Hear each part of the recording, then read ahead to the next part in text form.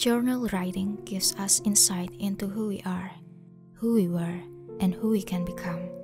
Menulis jurnal membuat kita sadar tentang siapa kita yang dulu, dan bisa menjadi apa kita nanti. Sandra Marinella. Apa yang biasa kamu lakukan saat kamu sangat bahagia, mencapai prestasi atau merayakan kemenangan? Kamu mungkin akan membagi kebahagiaan dengan keluargamu, sahabat-sahabatmu, atau membagikan di media sosial. Sang introvert mungkin akan menikmati hari melakukan hal yang disuka dan pergi ke tempat favorit. Merayakan sendiri pun tak masalah. Namun apa yang kamu lakukan ketika kamu bersedih, putus asa, marah, atau kecewa? Memendamnya sendiri hanya akan membuat diri makin terpuruk. Meluapkannya sembarangan bisa melukai perasaan orang lain.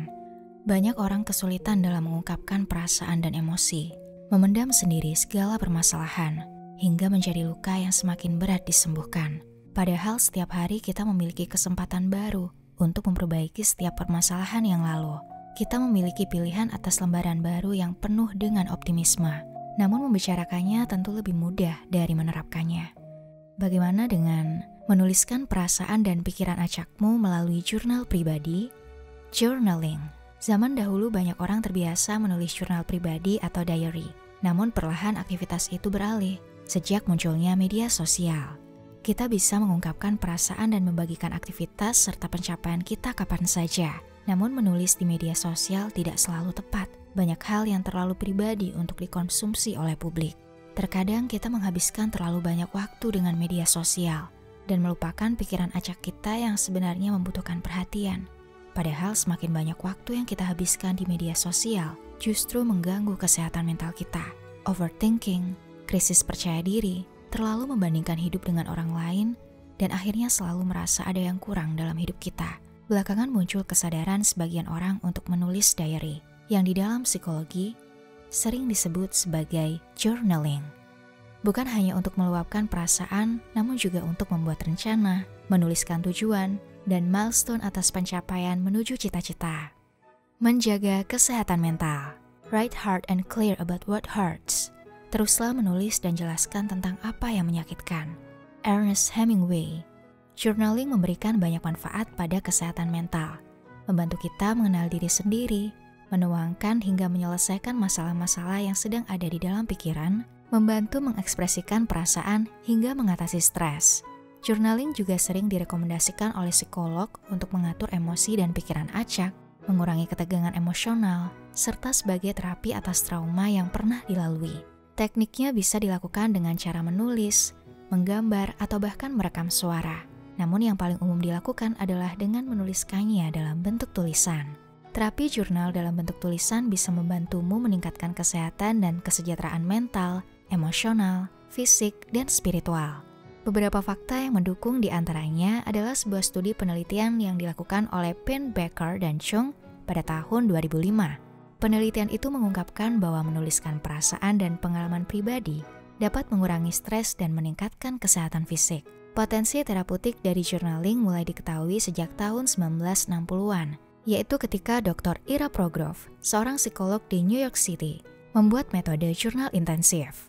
Progrof juga menggunakan psychological notebook untuk klien terapinya dalam proses penyembuhan dan pengembangan diri. Alat ini menjadi dasar bagi metode jurnal intensif yang lebih luas dan intensif. Metode pencatatan jurnal oleh Progrof kemudian menjadi populer dengan diterbitkannya berbagai buku dengan topik ini. Buku-buku tersebut membantu menyebarkan ide tentang terapi jurnal dan mengilhami banyak orang untuk mencobanya sebagai alat alternatif untuk meningkatkan kesehatan mental. Bukti-bukti yang ada menunjukkan bahwa terapi jurnal dapat meningkatkan kesehatan dan kesejahteraan mental, emosional, fisik, bahkan spiritual. Manfaat journaling. 1. Menyalurkan perasaan atau emosi. Perasaan sedih, marah, kecewa, takut, dan bahkan frustasi dapat dicurahkan melalui journaling. Tidak ada perasaan yang perlu ditutupi, tak perlu takut dihakimi. Terkadang kita juga tak memahami perasaan dan keinginan kita sendiri, namun saat menuliskannya, kita menjadi lebih paham hal apa yang menjadi ketakutan kita dan membuat perasaan kita tidak nyaman. 2. Menangani trauma dan meningkatkan kesehatan fisik. Pennebaker dan Bill pada tahun 1986 pada jurnalnya Confronting a Traumatic Event Toward an Understanding of Inhibition and Disease menemukan bahwa menulis tentang peristiwa kehidupan yang traumatis atau topik ringan, setidaknya 15 menit setiap hari selama 4 hari berturut-turut, dapat memberikan dampak pada penanganan trauma. Penelitian yang mereka lakukan menemukan bahwa peserta yang menulis tentang pikiran dan perasaan terdalam mereka memperoleh manfaat signifikan dalam kesehatan fisik yang dinilai secara objektif dan dilaporkan sendiri 4 bulan kemudian. Mereka menjadi lebih jarang ke pusat kesehatan dan kecenderungan lebih jarang merasa sakit. 3. Mengurangi kecemasan dan menghindari depresi. Journaling dapat menjadi sarana terapi paling mudah dan murah untuk terapi mengatasi kecemasan dan menghindari depresi. Sebuah penelitian yang dilakukan oleh The Permanent Journal mengungkapkan bahwa journaling selama setidaknya 3 menit dapat berperan menurunkan tingkat stres. Misalnya setelah menuliskan perasaan buruk yang membuatmu tak nyaman, kamu bisa meneruskan dengan menuliskan hal baik yang menjadi pelajaran. Kamu juga bisa menuliskan langkah apa yang bisa kamu lakukan untuk mengatasi masalah yang kamu hadapi. Meskipun mungkin tidak dapat memperbaiki yang telah terjadi, setidaknya kamu memiliki harapan yang baik untuk melangkah selanjutnya. 4. Meningkatkan daya ingat. Memori manusia memiliki batasan. Hal-hal yang terjadi dapat berlalu begitu saja. Meskipun kejadian tertentu dapat berkesan atau membekas, sehingga kita ingat dalam jangka waktu lebih lama, tetap akan ada banyak detail yang terlupakan. Dengan melakukan journaling, kita dapat mengingat kejadian dengan lebih baik. Bagaimana perasaan kita saat itu, dengan siapa kita melaluinya, siapa yang membantu kita, dan bagaimana kita menyelesaikannya. Atau justru kejadian itu belum sepenuhnya terselesaikan, sehingga masih meninggalkan bekas luka atau pertanyaan yang membuat kita tak dapat melangkah. 5. Lebih mengenal diri sendiri. Ketika kita menulis tentang pengalaman hidup dan berbagai peristiwa dalam hidup, kita dapat lebih memahami diri kita sendiri, emosi kita, tujuan hidup, dan nilai-nilai yang penting bagi kita. Hal ini juga menjadi catatan penting untuk kita merefleksikan hal-hal yang perlu kita perbaiki, perlu kita tingkatkan, dan perlu kita kurangi. Kemampuan problem solving lebih baik. Becky dan Wilhelm pada tahun 2005 mengeluarkan jurnal berjudul Emotional and Physical Health Benefits of Expressive Writing. Mereka mengungkap bahwa menulis ekspresif memiliki dampak suasana hati. Peserta menulis ekspresif juga menilai tulisan mereka secara signifikan lebih personal, bermakna, dan emosional. Mereka juga menemukan bahwa journaling dapat membantu seseorang untuk memahami perasaan dan pemikirannya, sehingga dapat lebih mudah memecahkan permasalahannya. 7. Menghargai pencapaian. Terkadang saat kita berfokus pada tujuan besar dalam hidup, kita melupakan pencapaian-pencapaian kecil yang telah kita lakukan. Saat kita gagal, kita fokus pada kegagalan, hingga kita lupa bahwa menuju pada tingkatan itu, kita telah melalui banyak pencapaian kecil yang patut diapresiasi. Journaling dapat menjadi cara untuk kita dapat menghargai diri kita yang telah bertumbuh, berkembang, belajar, dan menjadi lebih baik. Sehingga ketika kita mengalami kegagalan, kita tidak lantas berputus asa, seolah apa yang kita lakukan sia-sia. Documenting little details of your everyday life becomes a celebration of who you are.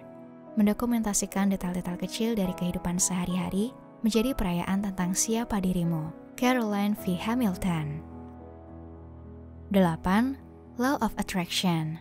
Banyak orang yang menggunakan journaling sebagai bagian dari cara memvisualisasikan harapan-harapan besar secara detail. Sebagian menyebutnya manifestasi untuk mempraktikkan Law of Attraction.